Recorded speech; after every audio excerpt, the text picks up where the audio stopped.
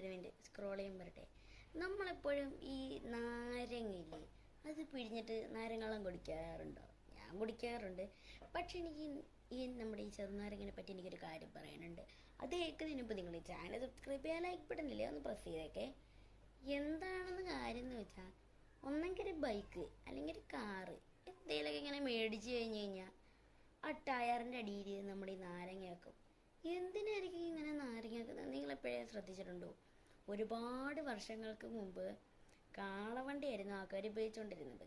So നമ്മൾ കാളകളെ മേടിച്ച് കഴിഞ്ഞാൽ അവർ ഇങ്ങനെ നടക്കുമ്പോൾ നമ്മൾ ചെയ്യുന്ന പോലെ തന്നെ അത് ചവിട്ടി കഴിയുകയാണെങ്കിൽ അതിൻ്റെ കാലിൻ്റെ അടിയിൽ വല്ല ഇൻസെക്ട്സോ പ്രാണിയോ എന്തെങ്കിലും വന്നിരുന്ന് കഴിഞ്ഞ് കഴിഞ്ഞാൽ അതിൻ്റെ നാരങ്ങയുടെ ആസിഡ് കൊണ്ട് നശിഞ്ഞു പോകുന്നതാണ്.